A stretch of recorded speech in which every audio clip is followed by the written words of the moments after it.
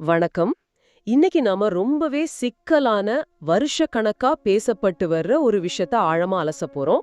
Epstein files. ஆமா. Jeffrey Epstein. ம். அந்த கோடீஸ்வரரோட குற்றங்கள், அவரோட செல்வாக்கு மிக்க நண்பர்கள், பல வருஷமா நடந்த சட்ட போராட்டங்கள்னு இது ஒரு பெரிய கதை. ஆமா. நீங்க அனுப்புன விக்கிபீடியா பக்கங்கள், அமெரிக்க நீதித்துறையோட அறிக்கைகள், மியாமி ஹெரால்டு பத்திரிகையோட புலனாய்வு கட்டுரைகள்னு இந்த பெரிய தகவல் குவியல்ல இருந்து எது நிஜமாவே முக்கியம், நாம கண்டிப்பா தெரிஞ்சுக்க வேண்டியது எதுங்கறத தோண்டி எடுத்து உங்களுக்கு சொல்ல போறோம். கரெக்ட். நியூஸ் ஹெட்லைன்ஸ்ல வர்றதை தாண்டி இந்த விஷயம் உண்மையிலே எப்படி ஆரம்பிச்சது, எப்படி பல வருஷம் கழிச்சு மறுபடியும் வெளிச்சத்துக்கு வந்தது, அப்புறம் இந்த ஃபைல்ஸ் எல்லாம் ரிலீஸ் ஆனதுக்கு அப்புறம் என்ன நடந்ததுன்னு உங்களுக்கு புரிய வைக்கிறதா நம்ம நோக்கம். சொல்லப்போனா பல 10 வருஷமா நடந்த ஒரு அநீதியோட முழு பரிமாணத்தையும் புரிஞ்சுக்க முயற்சி பண்ணலாம். சரிதான். சரி, ஆரம்பிக்கலாம். எல்லாரும் எப்ஸ்டீனோட கைது, அவரோட மரணம் பத்தி கேள்விப்பட்டிருப்பாங்க. ஆனா நீங்க அனுப்புன இந்த சோர்ஸ் எல்லாம் காட்டுற உண்மையான கதை அதுக்கு 10 வருஷம் முன்னாடியே ஆரம்பிக்குது. புளோரிடால நடந்த ஒரு ஒப்பந்தத்துல, ஒரு டீல்ல. ஆமா, அது நடந்திருக்கவே கூடாது. அங்க இருந்து ஆரம்பிக்கலாம். 2005ல என்ன நடந்தது? கரெக்ட். 2005ல புளோரிடால இருக்கிற பாம் பீச்ல ஒரு 14 வயசு பொண்ணோட பெற்றோர் போலீஸ்ல ஒரு புகார் கொடுக்கறாங்க. எப்ஸ்டீன் தம் மகளுக்கு மசாஜ் செய்ய பணம் கொடுத்ததா சொல்றாங்க. அங்கதான் இது ஆரம்பிக்குதா? அங்கதான் இந்த பூதம் கிளம்புது. பாம் பீச் போலீஸ் விசாரணை ஆரம்பிச்சதும் இது ஏதோ ஒரு பொண்ணோட பிரச்சனை இல்லைன்னு தெரிய வருது. எப்ஸ்டீன் இது மாதிரி பல சிறுமிகளை மசாஜ் செய்ய கூப்பிட்டு அதை பாலியல் ரீதியான செயல்களுக்கு பயன்படுத்தியிருக்காருன்னு கண்டுபிடிக்கிறாங்க. அப்போ இது ஒரு சாதாரண மாநில அளவிலான வழக்காதானே இருந்திருக்கணும். எப்படி இது ஒரு பெரிய தேசிய பிரச்சனையா மாறுச்சு? அங்கதான் ஒரு முக்கியமான திருப்பம் வருது. மாநில வழக்கறிஞர் இந்த வழக்க கையாண்ட விதத்துல பாம் பீச் போலீஸுக்கே திருப்தி இல்ல. ஓ, அவங்க ரொம்ப மெதுவா போறதா உணர்ந்த போலீஸ் இந்த வழக்க நேரா FBI கையில கொடுக்கறாங்க. அப்போதான் இது ஒரு ஃபெடரல் கேஸ், அதாவது ஒரு தேசிய முக்கியத்துவம் வாய்ந்த வழக்கா மாறுது. ஓகே, FBI உள்ள வந்தாச்சு. அவங்க விசாரணை எப்படி இருந்துச்சு? FBI தீவிரமா வேலை செஞ்சு கிட்டத்தட்ட 60 குற்றச்சாட்டுகள் கொண்டு ஒரு குற்ற பத்திரிகையே தயார் பண்ணி வச்சிருந்தாங்க. 60 குற்றச்சாட்டுகளா? இது ரொம்ப பெரிய விஷயம். ஆமா, ஆனா இங்கதான் கதையில நாம எதிர்பார்க்காத ஒரு நபர் வராரு. அப்போதைய அமெரிக்க வழக்கறிஞர் அலெக்சாண்டர் அகோஸ்டா. வெயிட் பண்ணுங்க. FBI கிட்ட 60 குற்றச்சாட்டுகள் கொண்ட அறிக்கை தயாரா இருக்கு. ஆனா வழக்கு பதிவு செய்யப்படலையா? என்னாச்சு? இதுதான் இந்த வழக்கின் முதல் அதிர்ச்சி. அகோஸ்டா வந்து எப்ஸ்டீன் மேல ஃபெடரல் வழக்கு போடுறதுக்கு பதிலா அவரோட வழக்கறிஞர்களோட சேர்ந்து ஒரு ரகசிய ஒப்பந்தம் போடுறாரு. ரகசிய ஒப்பந்தமா? ஆமா, அதுக்கு பேரு நான் ப்ராசிக்யூஷன் அக்ரிமெண்ட், அதாவது NPA. NPAனா இனி உங்க மேல நாங்க வழக்கு போட மாட்டோம்னு அரசாங்கமே ஒரு ஒப்பந்தம் போடுறதா? அது எப்படி சாத்தியம்? ஆமா, அந்த டீல் படி எப்ஸ்டீன் ஃபெடரல் குற்றச்சாட்டுகள் எல்லாத்திலிருந்தும் தப்பிச்சுக்கலாம். எல்லாத்துல இருந்துமா? எல்லாத்திலிருந்தும்.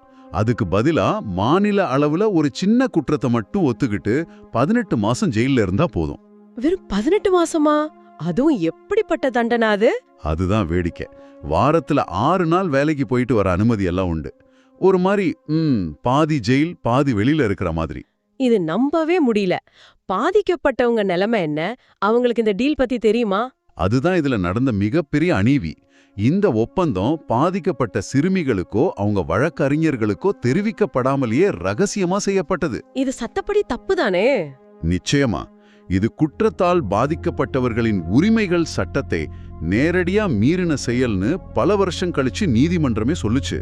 இது வெறும் மோசமான முடிவு இல்ல. உங்க சோர்ஸ் காட்டுறபடி பார்த்தா இது ஒரு சக்தி வாய்ந்த நபரை காப்பாத்துறதுக்காக அரசாங்க அமைப்பே தன்னைத்தானே முடக்கிக்கிட்ட மாதிரி இருக்கு. அப்போ நீதித்துறை பின்னாடி இதை விசாரிச்சப்போ என்ன சொன்னாங்க? அகோஸ்டா செஞ்சது சரின்னு சொன்னாங்களா? இல்லவே இல்ல. பல வருஷம் கழிச்சு நீதித்துறையோட சொந்த விசாரணையில அகோஸ்டாவோட செயல்பாடு மோசமான முடிவெடுக்கும் திறன் கொண்டதுன்னு சொன்னாங்க. ஆனா தொழில்துறை மீறல் இல்லைன்னு ஒரு சாஃப்டான நார்த்தில முடிச்சிட்டாங்க. ஓ, அவர் கூட்டாட்சி அரசாங்கத்தோட பங்க ரொம்ப குறுகலா பாத்துட்டாருனோ, மாநில அதிகாரிகளை மட்டும் நம்பி இந்த சிக்கலான ஒப்பந்தத்தை போட்டார்னோ அந்த அறிக்கை சொல்லுச்சு. ஆனா பாதிக்கப்பட்டவங்களுக்கு இது ஒரு பெரிய அநீதியா தான் தெரிஞ்சது. ஆமா, கிட்டத்தட்ட 10 வருஷத்துக்கு இந்த கதை இதோட முடிஞ்சது. எப்ஸ்டீன் ஒரு சின்ன தண்டனையோட வெளியே வந்துட்டாரு. இந்த விஷயம் அப்படியே புதைஞ்சு போச்சு. ஆமா, ஒரு 10 ஆண்டுகளுக்கு இந்த கதை மறக்கப்பட்ட புதைக்கப்பட்ட ஒரு அத்தியாயம்.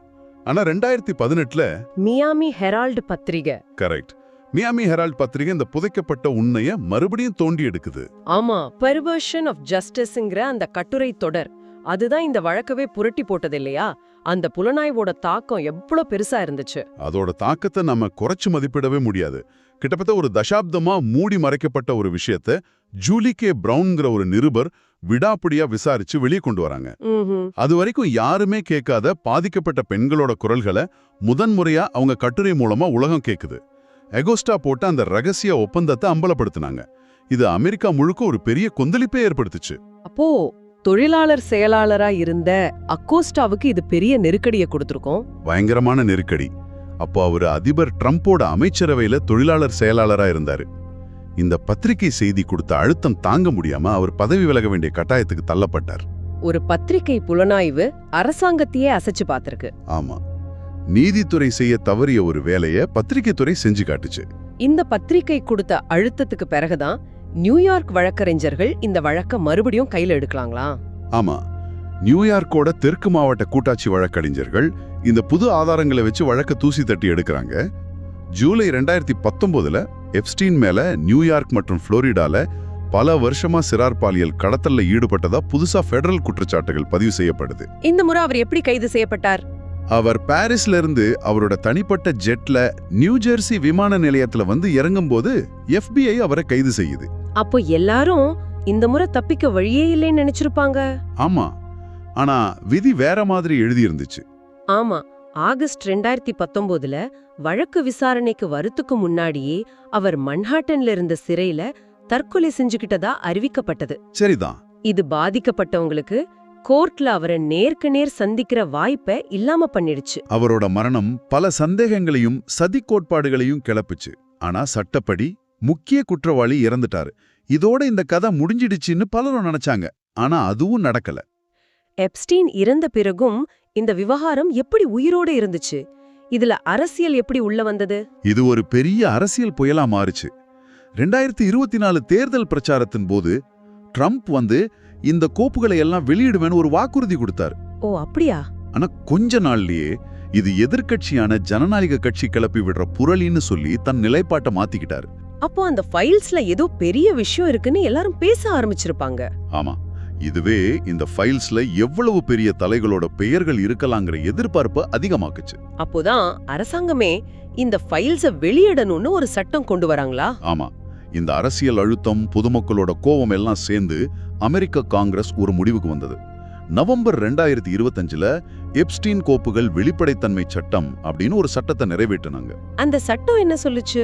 நீதித்துறை கிட்ட இருக்கிற எப்ஸ்டீன் சம்பந்தப்பட்ட எல்லா ஆவணங்களையும் பொதுவெளியில வெளியிடணும்னு இந்த சட்டம் கட்டாயப்படுத்துச்சு. ஓகே, அப்போ ஜனவரி 2026ல அந்த ஆவணங்கள் எல்லாம் வெளியாச்சு. சுமார் 3 மில்லியன் பக்கங்கள், 1,80,000 படங்கள், 2,000 வீடியோக்கள்னு சொல்றாங்க. அதோட அளவு கொஞ்சம் புரியுற மாதிரி சொல்லுங்களேன். நிச்சயமா, இது நீங்க இப்படி கற்பனை பண்ணி பாருங்க. நீங்க ஒரு நிமிஷத்துக்கு ஒரு பக்கம் படிச்சா கூட தூங்காம சாப்பிடாம படிச்சாலும் இந்த ஆவணங்களை மட்டும் படிச்சு முடிக்க கிட்டத்தட்ட 6 வருஷம் ஆகும். 6 வருஷமா? நம்பவே முடியல. இது வெறும் ஃபைல் ரிலீஸ் இல்ல, இது ஒரு டேட்டா சுனாமி. இதனால எந்த ஒரு பத்திரிகையாளராலையும் எல்லாத்தையும் முழுசா பாக்குறது கிட்டத்தட்ட சாத்தியமில்லாத ஒரு விஷயமா இருந்துச்சு. பிரமிப்பா இருக்கு. இந்த டேட்டா சுனாமில இருந்து கிடைச்ச முக்கியமான தகவல்கள் என்ன? எப்ஸ்டீனோட உள்வட்டம் பத்தி என்ன தெரிய வந்தது? பல முக்கியமான விஷயங்கள் வெளியாச்சு. முக்கியமா FBI தயாரிச்ச எப்ஸ்டீனோட உள்வட்ட வரைபடம் கிடைச்சது. அதுல அவரோட வலதுகரமா செயல்பட்ட கிஸ்லைன் மேக்ஸ்வெல், வழக்கறிஞர் டாரன் இன்டெக் மாதிரி பல கூட்டாளிகளோட பேர்கள் இருந்துச்சு. சக்தி வாய்ந்த நபர்களோட தொடர்புகள் பத்தி. ஆமா, பல சக்தி வாய்ந்த பிரபலமான நபர்களோட எப்ஸ்டீனுக்கு இருந்த தொடர்பையும் இந்த ஆவணங்கள் உறுதிப்படுத்துச்சு. இது அமெரிக்காவை தாண்டி சர்வதேச அளவிலையும் பெரிய தாக்கத்தை ஏற்படுத்துச்சுன்னு உங்க சோர்ஸ்ல இருக்கு. இங்கிலாந்து அரசாங்க தகவல்கள் கூட இதுல இருந்ததா? ஆமா, இதுதான் ரொம்ப ஆச்சரியமான விஷயம். இங்கிலாந்தோட முன்னாள் பிரதமர் கார்டன் பிரவுனோட ரகசிய இமெயில் முகவரி மாதிரியான முக்கியமான தகவல்களை பீட்டர் மாண்டல்சன்ங்கிற ஒரு பிரிட்டிஷ் அரசியல்வாதி எப்ஸ்டீனுக்கு அனுப்பியிருக்கார்.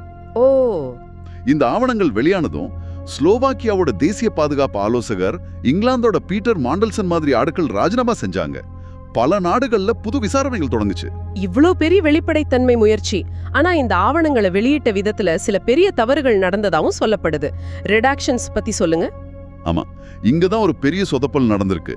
ரிடாக்ஷன்ஸ்னா அந்த கருப்பு மசியால மறைக்கப்பட்ட பகுதிகள். சாதாரணமா பாதிக்கப்பட்டவங்க அல்லது சம்பந்தம் இல்லாத அப்பாவிங்களோட அடையாளத்தை பாதுகாக்க தான் இதை பயன்படுத்துவாங்க இல்லையா? ஆமா, அதுதானே அதோட நோக்கம்.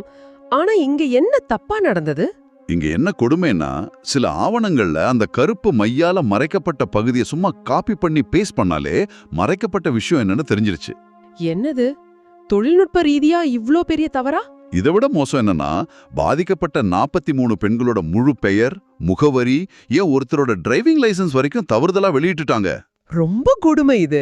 இது பாதிக்கப்பட்டவங்களோட தனி உரிமையை மறுபடியும் மீறுற ஒரு மிகப்பெரிய பிழைன்னு வழக்கறிஞர்கள் கடுமையா கண்டிச்சாங்க. சரி, இந்த சட்ட ரீதியான விஷயங்களை தாண்டி நீங்க அனுப்புன சோர்ஸ்ல சில விசித்திரமான ஆச்சரியமான தகவல்களும் இருக்கு. உதாரணத்துக்கு, அந்த எப்ஸ்டீன் லிஸ்ட் அல்லது பிளாக் புக் பத்தி ரொம்ப பேசப்பட்டதே, அது உண்மையில என்ன? அது ஒரு நல்ல கேள்வி.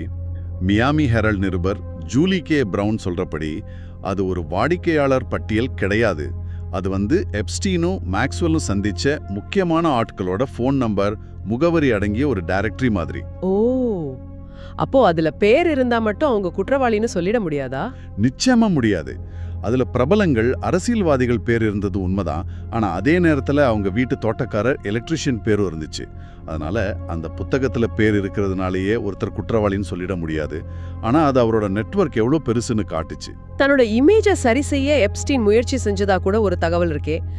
விக்கிபீடியா பக்கத்தை மாத்த முயற்சி செஞ்சாராமே. ஆமா, இது கொஞ்சம் காமெடியான, அதே சமயம் அவரோட மனநிலையை காட்டுற ஒரு விஷயம். 2010 அல்செக்கில்னு ஒருத்தர் எப்ஸ்டீனுக்கு இமெயில் அனுப்புறாரு. அதுல உங்க விக்கிபீடியா பக்கத்துல இருக்கிற உங்க ஜெயில் போட்டோவை எடுத்துட்டு ஒரு நல்ல போட்டோவை போடலாம், அப்புறம் பாலியல் குற்றவாளிங்கிற வார்த்தையை நீக்கிடலான்னு ஐடியா கொடுத்திருக்கார். தன்னோட பிம்பத்தை சரி செய்ய இவ்வளவு தூரம் போயிருக்காரா? ஆமா, இது அவர் புது வெளியில தன்னோட பிம்பத்தை எப்படியாவது சரி செய்ய துடிச்சத காட்டுது. ஓகே, இதுதான் எல்லாத்தையும் விட விசித்திரமா இருக்கு. எப்ஸ்டீனோட மரணத்துக்கு அப்புறம் அவரோட உடலை சிறையிலிருந்து கொண்டு போனப்போ ஒரு நாடகமே நடந்திருக்குன்னு உங்க சோர்ஸ்ல இருக்கு. அது ஒரு ஸ்பை த்ரில்லர் படத்துல வர்ற மாதிரி இருக்கே. ஆமா, ஆவணங்கள் சொல்றபடி சிறைய ஊழியர்கள் மீடியாவை ஏமாத்த ஒரு தந்திரத்தை கையாண்டிருக்காங்க. பத்திரிகையாளர்கள் எல்லாம் வெளியே காத்துட்டு இருந்தப்போ அவங்க பெட்டிகள், போர்வைகளை வச்சு ஒரு போலி உடலை உருவாக்கி அதை ஒரு வேன்ல ஏத்தி வெளியே அனுப்புறாங்க. நம்பவே முடியல. அப்ப பத்திரிகையாளர்கள் அந்த வேனை பின்தொடர்ந்து போனாங்களா? ஆமா, எல்லா பத்திரிகையாளர்களும் அந்த போலி உடல் இருக்கிற வேனை துரத்திட்டு போக அந்த சந்தர்ப்பத்தை பயன்படுத்தி எப்ஸ்டீனோட உண்மையான உடலை யாருக்கும் தெரியாம வேறொரு வாகனத்துல ஏத்தி கொண்டு போயிருக்காங்க. அந்த அளவுக்கு ஒரு சென்சிட்டிவான வழக்கா இது இருந்திருக்கா? ஆமா, இதுவே அந்த கேஸ் எவ்வளவு சென்சிட்டிவா கையாளப்பட்டதுன்னு காட்டுது. இவ்வளவு தகவல்கள், சட்ட போராட்டங்கள், அரசியல் அழுத்தங்கள், விசித்திரமான சம்பவங்கள், இது எல்லாத்தையும் பார்க்கும்போது இந்த கதையோட மையப்புள்ளி பாதிக்கப்பட்டவங்க தான். அவங்களுக்கு என்ன நடந்தது? நீதி கிடைச்சதா? கரெக்ட். இவ்ளோ நடந்த பிறகும் நாம கேட்க வேண்டிய முக்கியமான கேள்வி அதுதான். இத்தனை லட்சம் ஆவணங்கள் வெளியிடப்பட்டு முக்கிய குற்றவாளிகள் இறந்துட்டாங்க, இல்லனா ஜெயில இருக்கிறாங்க. இந்த நிலையில நீதிங்கிறது உண்மையில என்ன? இந்த ஆவணங்கள் ஒரு சக்தி வாய்ந்த பணக்கார நபர் எப்படி பல 10 வருஷமா ஒரு நாட்டின் சட்ட அமைப்பையே வளைக்க முடிஞ்சதுன்னு, பாதிக்கப்பட்டவங்களோட குரல்கள் எப்படி திரும்ப திரும்ப நசுக்கப்பட்டதுன்னு அப்பட்டமா காட்டுது. அப்போ இதுல இருந்து நாம எடுத்துக்க வேண்டிய பாடம் என்ன? இந்த வெளிப்படைத்தன்மை ஒரு முக்கியமான முதல் படி. ஆனா இது மட்டும் போதுமா? இப்போ உண்மைகள் எல்லாம் வெளியே வந்த நிலையில இதே மாதிரி ஒரு அநீதி திரும்பவும் நடக்காம தடுக்க இந்த வெளிப்படைத்தன்மை மட்டுமே உதவுமா? இல்ல சக்தி வாய்ந்த ஆட்கள் சம்பந்தப்பட்ட மறுபடியும் அமைப்பா அவங்கள காப்பாத்துமாங்கிற கேள்விய நீங்க உங்களுக்குள்ள கேட்டுக்கணும். ஒருவேளை அந்த கேள்விக்கான விடையை தேடுறதுதான் இந்த ஆழமான ஆய்வோட உண்மையான பலனா இருக்க முடியும். சரிதான்.